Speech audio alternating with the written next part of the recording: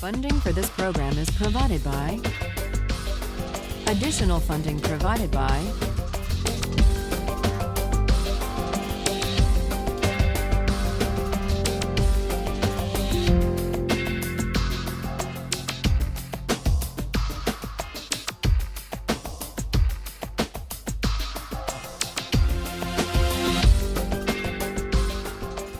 We turn to Aristotle after examining theories,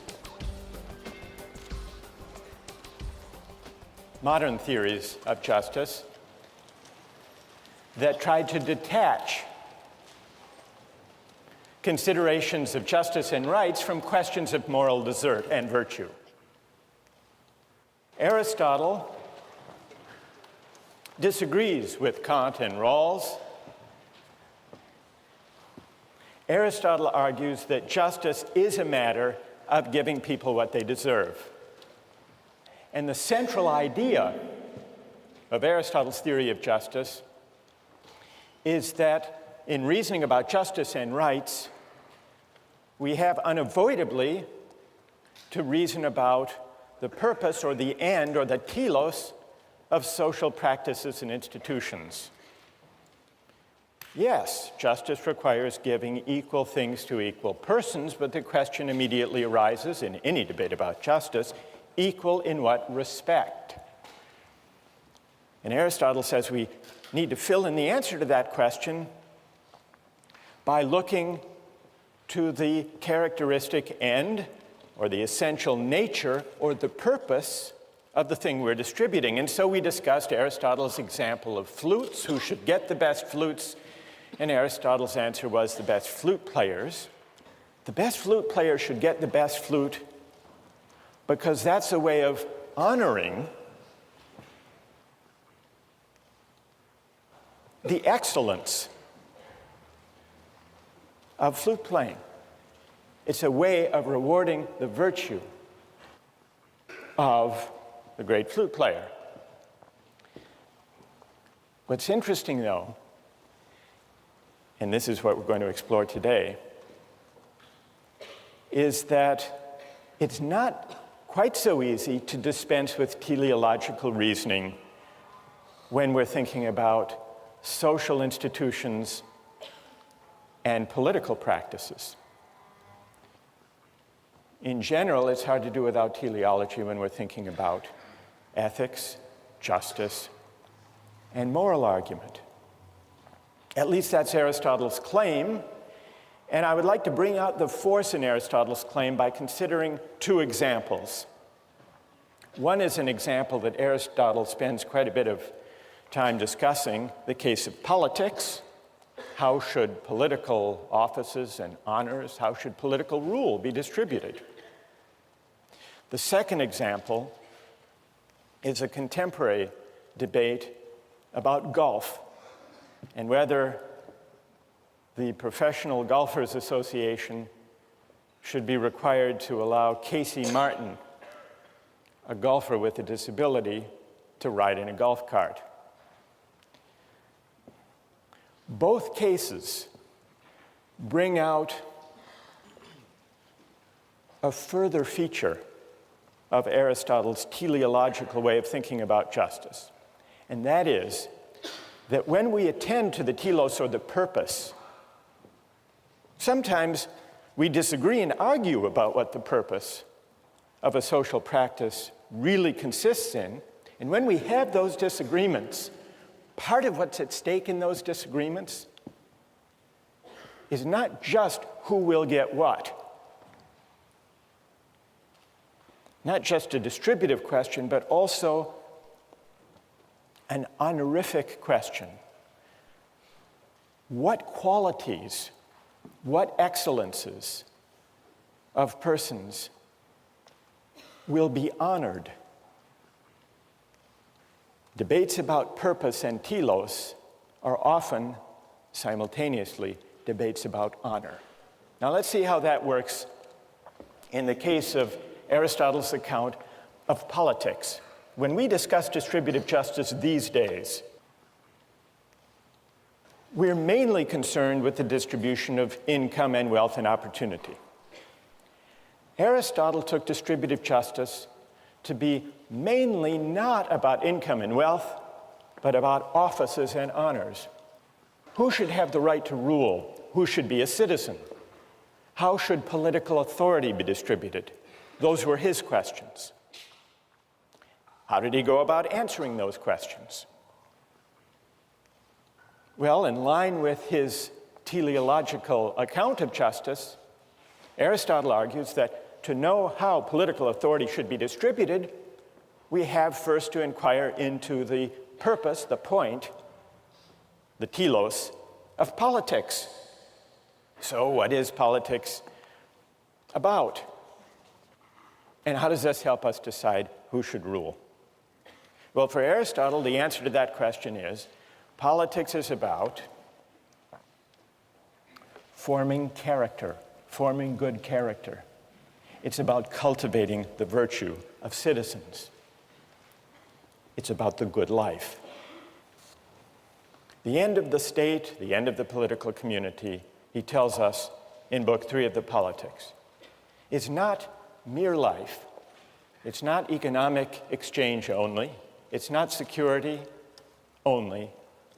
It's realizing the good life. That's what politics is for, according to Aristotle. Now, you might worry about this. You might say, well, maybe this shows us why those modern theorists of justice and of politics are right. Because remember, for Kant and for Rawls, the point of politics is not to shape the moral character of citizens. It's not to make us good. It's to respect our freedom to choose our goods, our values, our ends, consistent with a similar liberty for others. Aristotle disagrees. Any polis which is truly so called, and is not merely one in name, must devote itself to the end of encouraging goodness. Otherwise, political association sinks into a mere alliance. Law becomes a mere covenant, a guarantor of men's rights against one another, instead of being, as it should be, a way of life such as will make the members of a polis good and just. That's Aristotle's view. A polis is not an association for residence on a common site, or for the sake of preventing mutual injustice and easing exchange, Aristotle writes. The end and purpose of a polis is the good life, and the institutions of social life are means to that end.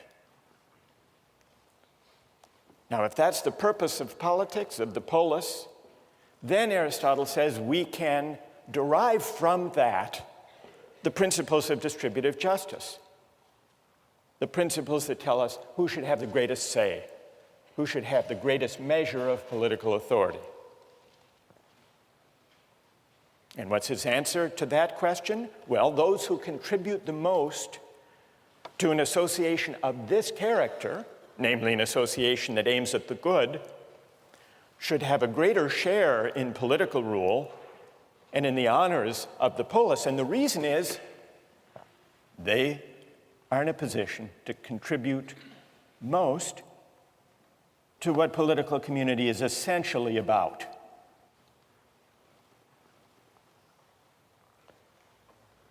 Well, so you can see the link that he draws between the principle of distribution for citizenship and political authority and the purpose of politics.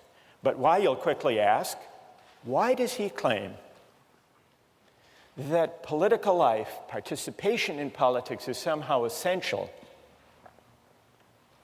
to living a good life? Why isn't it possible for people to live perfectly good lives, decent lives, moral lives, without participating in politics? Well, he gives two answers to that question. He gives a partial answer, a preliminary answer, in Book 1 of the Politics, where he tells us that only by living in a polis and participating in politics do we fully realize our nature as human beings. Human beings are by nature meant to live in a polis. Why? It's only in political life that we can actually exercise our distinctly human capacity for language, which Aristotle understands as this capacity to deliberate about right and wrong, the just and the unjust.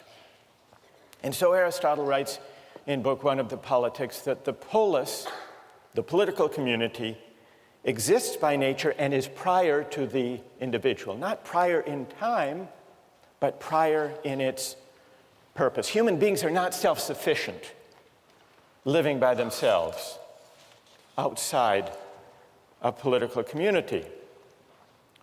A man who is isolated, who's unable to share in the benefits of political association, or who has no need to share because he's already self-sufficient, such a person must be either a beast or a god.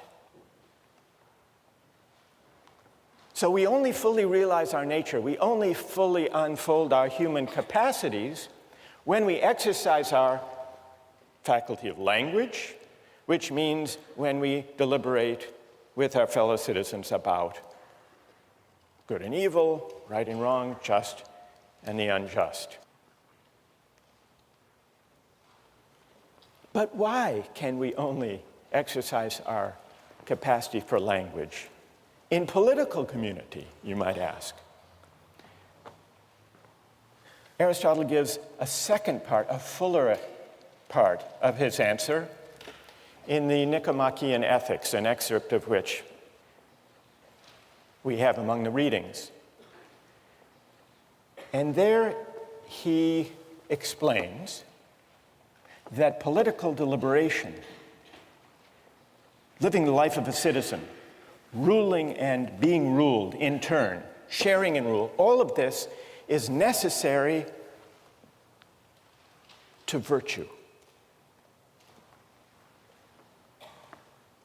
Aristotle defines happiness not as maximizing the balance of pleasure over pain, but as an activity of the soul in accordance with virtue. And he says that every student of politics must study the soul because shaping the soul is one of the objects of legislation in a good city. But why is it necessary to live in a good city in order to live a virtuous life? Why can't we just learn good moral principles at home or in a philosophy class or from a book, live according to those principles, those rules, those precepts, and leave it at that? Aristotle says virtue isn't acquired that way. Virtue is only something we can acquire by practicing, by exercising the virtues. It's the kind of thing we can only learn by doing. It doesn't come from book learning. In this respect, it's like flute playing. You couldn't learn how to play a musical instrument well just by reading a book about it. You have to practice, and you have to listen to other accomplished flute players. There are other practices and skills of this type. Cooking. There are cookbooks, but no great chef ever learns how to cook by reading a cookbook only. It's the kind of thing you only learn by doing. Joke telling is probably another example of this kind. No great comedian learns to be a comedian just by reading a book on the principles of comedy. It wouldn't work. Now, why not? What do joke telling and cooking and playing a musical instrument have in common, such that we can't learn them just by grasping a precept or a rule that we might learn from a book or a lecture? What they have in common is that they are all concerned with getting the hang of it, but also, what is it we get the hang of when we learn how to cook or play a musical instrument or tell jokes well? Discerning particulars, particular features of a situation. And no rule, no precept could tell the comedian or the cook or the great musician how to get in the habit of, the practice of, discerning the particular features of a situation. Aristotle says virtue is that way too. Now, how does this connect to politics? The only way we can acquire the virtues that constitute the good life is to exercise the virtues, to have certain habits inculcated in us, and then to engage in the practice of deliberating with citizens about the nature of the good. That's what politics is ultimately about. The acquisition of civic virtue, of this capacity to deliberate among equals, that's something we couldn't get living a life alone outside of politics. And so that's why, in order to realize our nature, we have to engage in politics. And that's why those who are greatest in civic virtue, like Pericles, are the ones who properly have the greatest measure of offices and honors. So, the argument about the distribution of offices and honors has this teleological character, but also an honorific dimension. Because part of the point of politics is to honor people like Pericles. It isn't just that Pericles should have the dominant say because he has the best judgment and that will lead to the best outcomes, to the best consequences for the citizens. That's true, and that's important. But a further reason people like Pericles should have the greatest measure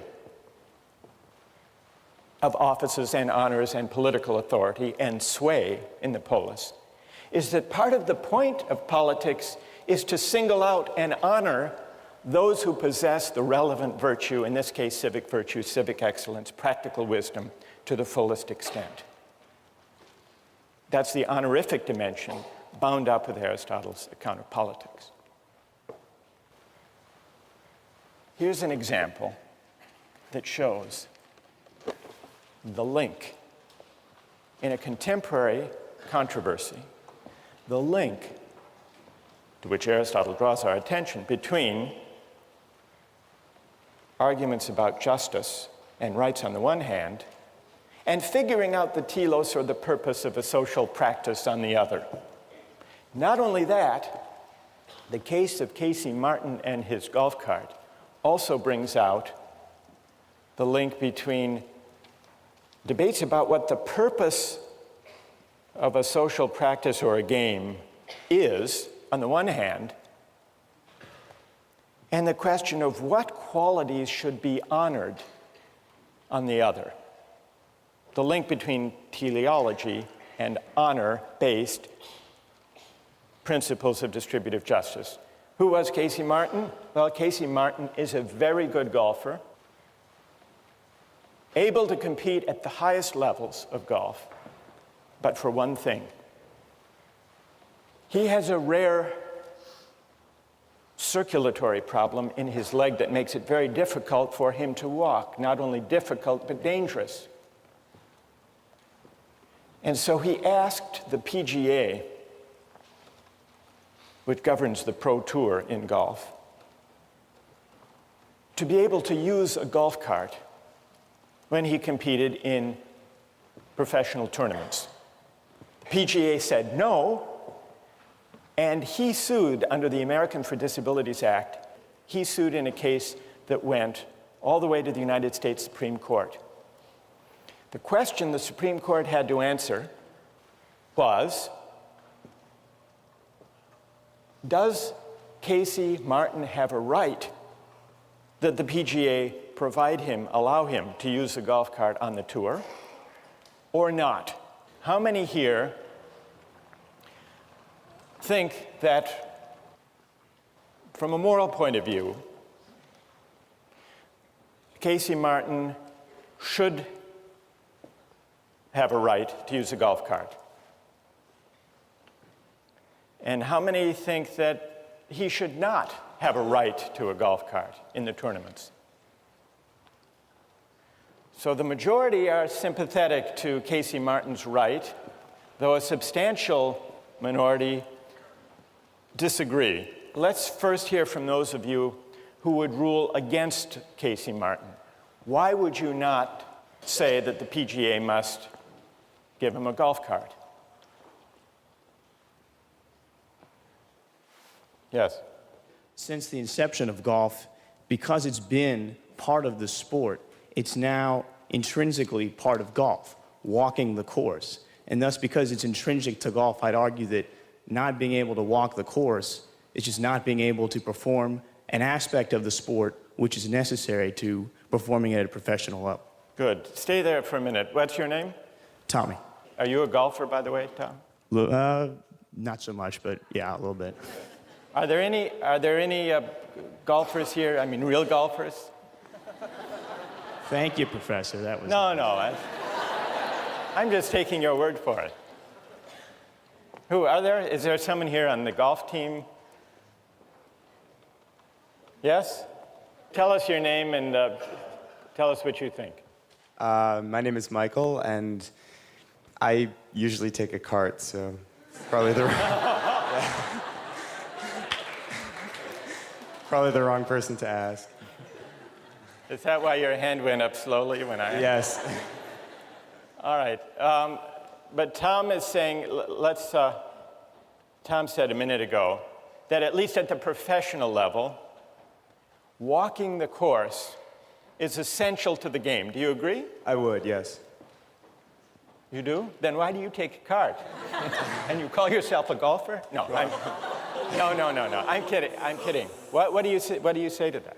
When I have walked a course, it does add tremendously to the game. It makes it a lot harder, it really does. Yeah? All right, let's hear, Michael and Tom, stay there. Let's hear from people who say that he should have a right to a golf cart. Why? Who's prepared to defend that position? Yes? Well, I think the PGA should definitely be required to give him a golf cart because they argue in the decision that it's not just a matter of he's not experiencing fatigue. For him, he's still walking about a mile. The cart can't go everywhere with him. And in that mile, he's still experiencing more fatigue and pain than a healthy player would. So it's not as if you're removing the disadvantage. What's your name? Riva. Riva, what do you say to Tom's point that walking the course is essential to the game? It would be as if a disabled player could play in the NBA but not have to run up and down the court. Well, I think there are two responses to that. First, I don't think it's essential to the game because most golfers who play, particularly recreationally, don't play with a cart. Like and Michael. Michael. And right. On several of the tours, you can play with a cart. On the Senior PGA Tour, on the Nike Tour, in a lot of the college events, and those events are just as competitive and just as high level as the PGA Tour. So really, it's just a matter of selective reasoning if you argue that it's an important part of the sport. But even if it is, he still does have to walk. He still plays golf standing up. It's not as if he's playing golf from a wheelchair. All right. Who else? Go ahead.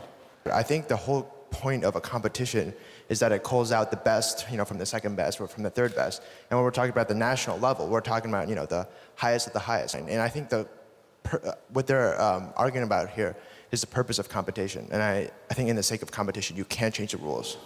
So the purpose of the competition includes walking. That's an essential, you agree with Tom, and what's your name? David. The Supreme Court ruled that the PGA did have to accommodate Casey Martin, and they did it on grounds that Riva mentioned, that walking isn't really an essential part of the game. They cited testimony saying that walking the court consumes no more calories than you get eating a Big Mac. That's what walking is in golf. According to the majority, Scalia was in dissent. Justice Scalia agreed with David. He said, there is no purpose It's not, and it's certainly not for courts to try to figure out the essential purpose of golf. Golf, like any game, is strictly for amusement. And if there's a group that wants to have one version of the game, they can have that version of the game. And the market can decide whether people are amused and like and show up for that and watch the television broadcasts. Scalia's dissent was an anti-Aristotelian dissent.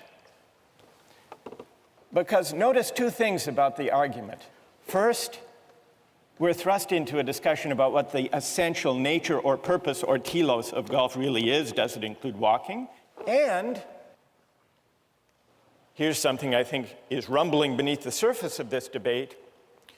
Whether walking partly determines whether golf is really an athletic competition. After all, the ball sits still. You have to put it in a hole. Is it more like basketball, baseball, and football, golf, an athletic competition? Or is it more like billiards? The ball sits still there, too. You can be out of shape and succeed. It involves skill, but not athletic skill. Could it be that those professional golfers who excel at golf have a stake in golf being honored and recognized as an athletic event, not just a game of skill like billiards? And if that's what's at stake, then we have a debate about the purpose, the teleological dimension, and also a debate about honor. What virtues, really, does the game of golf honor and recognize? Two questions to which Aristotle directs our attention. We'll continue on this case next time.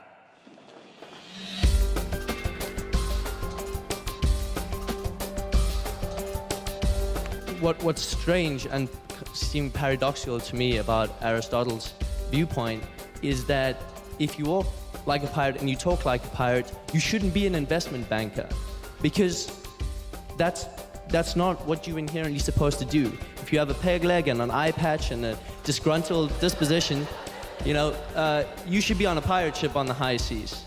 So he doesn't. Some would say the distinction between the two vocations is not as clear as you suggest. When we ended last time, we were talking about whether Casey Martin has a right to ride in a golf cart in the PGA tournaments. And it's worth remembering how we got into this debate and what's at stake for an understanding of political philosophy. Remember, we were looking at Aristotle's theory of justice, and one way of describing his approach to justice, we've called it teleological. Teleological because he says to allocate rights, we first have to figure out the purpose or the end of the social practice in question. Another way of describing Aristotle's account of justice is that justice is for him a matter of fit. It's a matter of fitting persons with their virtues and excellences to the appropriate roles. Now, I want to finish our discussion about Casey Martin and his claim for a golf cart, and then go back to one more consequential application in Aristotle, namely the question of slavery. What do you think about Casey Martin's request? Should there be an accommodation or not, given the nature of the game and of the tournament and its purposes? Isn't it discrimination if he's not provided the golf cart as an accommodation, say some? Others reply, no, if he got a cart, it would be unfair to the other golfers because they exert themselves, become winded, fatigued, walking the course. That's where we left it. What about the fairness argument? Okay, Jenny. My question was, why doesn't the PGA just make the option of a cart available to all golfers?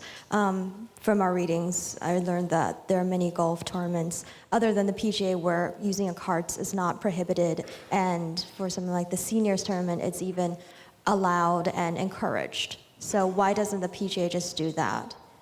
Let everybody use a cart. Or give everyone the option of using a cart and let them pick. So the traditionalists can say, well, I still choose to walk the course, but I do that knowing that I will be more tired at the end than the people who took the cart. Good. All right, so what about Jenny's solution? For the sake of fairness, don't give Casey Martin an advantage, if indeed there is an advantage to riding in a cart. Let everyone who wants to use a cart. Is everyone happy with that solution? Does it put to rest this whole dilemma?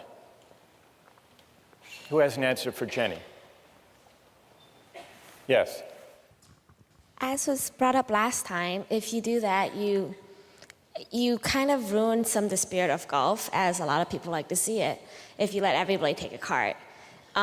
Even though it gives everybody the same playing field now, it sort of makes golf less of an athletic game, like you pointed out last class. It's just like if someone decides to go into another sport and they want an advantage, like if you have swimming, and then you say, okay, he wants flippers, so why don't we just allow everyone to have flippers during swimming? And what would that do to the Olympic swimming competition if people were free to use Jenny? And here we better let Jenny reply to this. Da says it would sort of spoil the spirit of the athletic competition, as if in Olympic swimming you let anyone who wanted to swim with flippers. All right, Jenny, what do you say to Da? It would spoil the spirit of it. You're also ruining the spirit of golf by not letting people who are really passionate about the game and very good at it compete simply because of an aspect of golf which is not... The main point of golf is you use this club to make strokes and hit it into a hole. I'm sorry, I'm not a golfer, but that's basically the gist of the game from what I see it. And I was reading the PGA versus Casey Martin decision. That was one of the sentences that they said is because walking the course is not an inherent part of golf, only swinging the club is. Good. So Jenny replies to Da, well, it isn't really essential anyhow to walk the course. So we're back to the purpose. I mean, I'm sure there are, like wheelchair basketball, there are certain different competitions that can be made for people who may only be able to use their arms. Right. Yes. Michael, what do you think? And you just said that there's stuff like wheelchair basketball, where if you can't play basketball, there's another option. I think there's other options than the PGA Tour, but the PGA Tour is like, it's the best, it's the pinnacle, and you have to have certain requirements fulfilled to perform. All right, Michael, you want to say to Casey Martin, there is such a thing as the Special Olympics for those who are disabled. Go play in the golfing version of the Special Olympics. That's what you would say, Michael. Yeah. I think that walking is part of the sport of golf, and Casey Martin, if you can't walk the course, then I don't think you should be able to play on the PGA. All right, good. Thank you very much for that exchange. What comes out of this exchange that goes back to Aristotle's theory of justice? Well, one thing is the question, is walking an essential part of golf? And the very fact that deciding whether there is a right for Casey Martin that the PGA must respect seems to depend, as Aristotle suggests it must, on debating and resolving the question, is walking essential to the game of golf? That's one moral of the story. But there's a second moral to the story from an Aristotelian point of view. What's at stake here, this is the second Aristotelian stake in this debate, is honor. Casey Martin wants the accommodation so that he can compete for the honor of winning the best tournaments. Now, why is it that the professional golfers, the great golfers, testified in this case, Jack Nicklaus, Tom Kite, in the readings, against letting them use a cart, and they, I suspect, would be equally vehement, Jenny, in opposing your suggestion of letting everyone ride a cart and this goes back in a way to Da's point, how to put this gently. Professional golfers are sensitive about whether their sport is really a sport. Because if everyone rode around in a cart, or could, then it would become clear, or clearer, depending on your point of view, that golf is not really an athletic competition, but rather a game of skill, but not a sport. And so not only the question of debating the purpose, the teleological feature, but also from the standpoint of viewing debates about the purpose of golf, what's essential to golf, those debates, Aristotle suggests, inevitably are also debates about the allocation of honor. Because part of the purpose of golf is not just to amuse spectators. Scalia is wrong about that. From Aristotle's point of view, it's not just to provide entertainment. It's not just to make people happy. It's not a mere amusement. It's honoring, it's rewarding, it's recognizing a certain kind of athletic excellence. At least those who have achieved the highest honors have a powerful stake in maintaining that view. Now, some of you took the position, the Scalia position. This is an incredibly difficult and silly question, Scalia said. What is the essential nature of golf? It's not the kind of thing that the United States Supreme Court is equipped to decide or should decide. That's Scalia. But he only says that because he takes a very strong, and as it happens, anti-Aristotelian position on what a game is. It is the very nature of a game to have no object, no point, except amusement, says Scalia. That is what distinguishes games, he says, from productive activity. You can just imagine what kind of sports fan Scalia must be.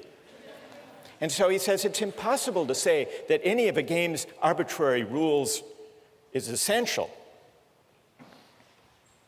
And then he quotes Mark Twain's disparaging remark about golf. He says, many consider walking to be the central feature of golf. Hence, Mark Twain's classic criticism of the sport, a good walk spoiled. But Scalia misses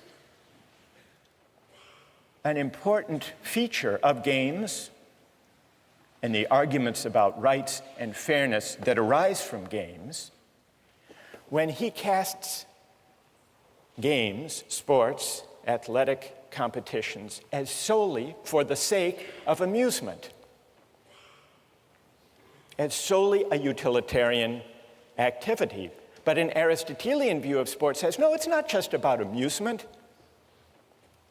Real sports, real athletic events are also about appreciation, not just amusement. And people who follow sports and care about sports and play sports know this, which is another way of saying there's a difference between a sport and a mere spectacle. And the difference is that a sport is a practice that calls forth and honors and prizes certain excellences, certain virtues, and the people who appreciate those virtues are the true fans, the informed fans, and for them, watching the sport is not mere amusement, but that means that it's always possible to make sense of a debate about what feature of a sport is essential to it. We can make sense of these arguments. Never mind the question whether the court should decide. The PGA in its own internal deliberations can make sense of that debate, which is why they cared very much about their view, insisting on their view, that walking and exertion and fatigue are essential, not peripheral parts of sport. Well, this is all to illustrate the teleological and the honorific feature of debates about rights, which Aristotle says we need to take account of in thinking about justice. Now, I want to begin for us to consider whether Aristotle's theory of justice is right or wrong, whether it's persuasive or unpersuasive. And I want to get your thoughts about that. But I want to anticipate one obvious and important objection. If justice is about fitting persons to roles, matching virtues to the appropriate honors and recognition, if that's what justice is, does it leave room for freedom? And this is one of the main objections to Aristotle's teleological account of justice. If certain roles, social roles, are fitting or appropriate to me, where does that leave my right to choose my social roles, my life purposes for myself? What room does teleology leave for freedom? And in fact, you may remember, Rawls rejects teleological accounts of justice because he says that teleological theories of justice threaten the equal basic rights of citizens. So let's begin to examine whether Aristotle is right, and in particular, whether his teleological way of thinking about justice is at odds with freedom. Now, one obvious reason to worry is Aristotle's defense of slavery.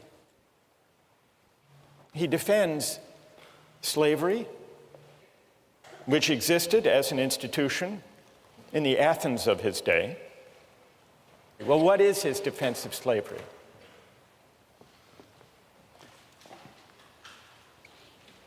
Two conditions have to be met for slavery to be just. First, it has to be necessary. And Aristotle says, at least in our society, slavery is necessary. Why is it necessary? If there are to be citizens who are freed from manual and menial and household chores, to go to the assembly, to deliberate about politics, there have to be some who look after those menial tasks, the mere necessities of life. He says, unless you could invent in some science fiction a technological fix, then there are going to be those who have to do the hard and difficult and menial labor if there are to be citizens deliberating about the good and realizing their nature. So slavery is necessary for the life of the polis, for there to be open to citizens. The life of deliberation, of argument, of practical wisdom. But there's a further condition that has to be met. Slavery has not only to be necessary for the community as a whole to function, but it also has to be the case, remember the criterion of fit, it also has to be the case that there are some people for whom being a slave is the just or the fitting or the appropriate condition. Now, Aristotle agrees that by his own standards, both of those conditions must be met, must be true, if slavery is to be just. And then, in a deplorable passage, he says, well, it is true that there are some people who are fit by nature, who are cut out to be slaves. These are people who differ from ordinary people in the same way that the body differs from the soul. These are people who are meant to be ruled. And for them, their nature is best realized if they're slaves. They can recognize reason in others, but they can't partake of it, they can't exercise it. And somehow we can know this. Now, Aristotle must have known that there was something dodgy, something strained about this claim, because he quickly acknowledges that those who disagree may have a point. And what those who disagree point out is that there are a lot of people in Athens who are slaves, not because they were born to be slaves or fit to be slaves, but because they were captured, they were losers in a war. And so Aristotle admits that as practiced in ancient Athens, slavery didn't necessarily line up with who actually is fit or born to be a slave, because some actual slaves just were slaves by bad luck, by being captured in a war. And on Aristotle's own account, even if it's necessary to have slavery for the sake of citizenship, it's unjust if people who aren't properly slaves are cast in that role. There is a misfit. Aristotle recognizes that slavery for those who aren't fit for the task is a kind of coercion. The reason slavery is wrong is not because it's coerced. Coercion is an indicator that it's wrong because it's not natural. If you have to coerce someone into a role, that's a pretty good indication that they don't belong there, that that role isn't fitting for them. And Aristotle recognized this. So all of this is to say, the example of slavery, Aristotle's defense of it, doesn't show that there's anything wrong in principle with teleological argument or with the idea of justice as fit between persons and roles, because it's perfectly possible within Aristotle's own terms to explain what's wrong with this application, this practical application that he made of his theory. I want to turn to the larger challenge to Aristotle in the name of freedom, but before I do that, I want to see what people think of Aristotle's account of justice as fit, his teleological way of reasoning about justice, and the honorific dimension of rights and of distributive justice that emerged in our discussion of flutes and politics and golf. Questions of clarification about Aristotle or objections to his overall account? Yes? My objection to Aristotle is that he wants to match a person to a role. And, if you walk like a pirate and you talk like a pirate, you should be a pirate. And that is what is right. And so what's strange and seems paradoxical to me about Aristotle's viewpoint is that if you walk like a pirate and you talk like a pirate, you shouldn't be an investment banker, because that's not what you're inherently supposed to do. If you have a peg leg and an eye patch and a disgruntled disposition, you should be on a pirate ship on the high seas. So he doesn't. Some would say that the distinction between the two vocations is not as clear as you suggest. All right, but that's good. I take the point. Yes. Go ahead. It just seems to ignore individual rights. So I might be the perfect janitor in the whole world, and I can do that job the most efficiently out of anybody that exists right now, but I might not want to do that. I might want to do any other number of pursuits, and it seems to say that that isn't really a good option for me. All right, and what's your name? Mary Kate? Good. All right, let's take a couple more. Yes? I think that the golf cart exchange sort of brought up what I see as my main objection to this theological mode of reasoning. I mean, Michael, I think that was your name, right? Believes that walking is an inherent part of golf. Myself, I believe that walking is not an inherent part of golf. And I feel that no matter how long we debate this particular point of contention, we're never going to reach an accord. The theological framework of reasoning, I believe, doesn't really allow us to come to any sort of agreement. All right, and what's your name? Patrick. Patrick. All right, let me try to address this set of objections to Aristotle. Let me start with Patrick's. It's an important objection. We had a debate about whether walking is essential to golf, and even in so seemingly trivial, or at least contained a case as that, we couldn't agree. How can we possibly hope to agree when the stakes are higher and when we're debating the fundamental purposes or ends of political community? And so if we can't agree on what the ends or the goods of our shared public life consist in, how can we base justice and rights on some notion of what the end or the purpose or the good consists in? That's an important objection, so much so that much modern political theory takes that worry about disagreement over the good as its starting point and concludes that justice and rights and constitutions should not be based on any particular conception of the good or the purposes of political life, but should instead provide a framework of rights that leaves people free to choose their conceptions of the good, their own conceptions of the purposes of life.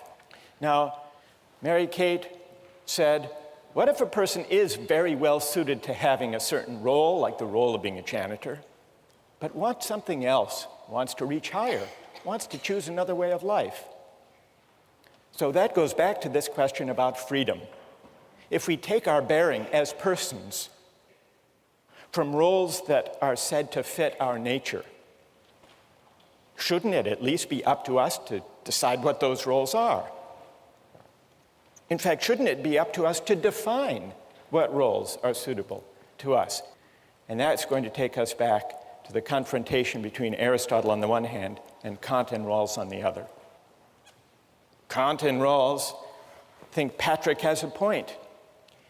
They say precisely because people disagree in pluralist societies about the nature of the good life, we shouldn't try to base justice on any particular answer to that question. So they reject teleology. They reject the idea of tying justice to some conception of the good. What's at stake in the debate about teleology, say Rawlsian and Kantian liberals, is this. If you tie justice to a particular conception of the good, if you see justice as a matter of fit between a person and his or her roles, you don't leave room for freedom. And to be free is to be independent of any particular roles or traditions or conventions that may be handed down by my parents or my society. So in order to decide as between these two broad traditions, whether Aristotle is right or whether Kant and Rawls are right, we need to investigate whether the right is prior to the good, question one, and we need to investigate what it means to be a free person, a free moral agent. Does freedom require that I stand toward my roles, my ends, and my purposes as an agent of choice, or as someone trying to discover what my nature really is? Two big questions, and we'll take them up next time.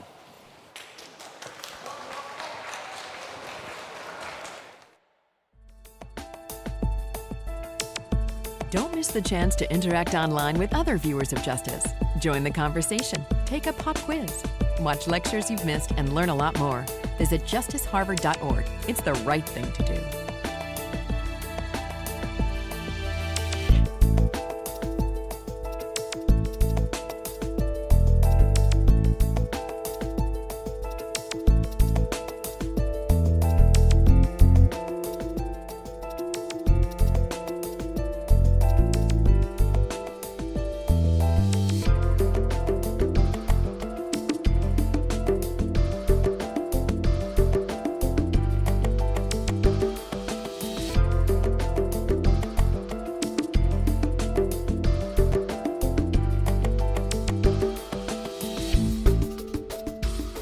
Funding for this program is provided by Additional funding provided by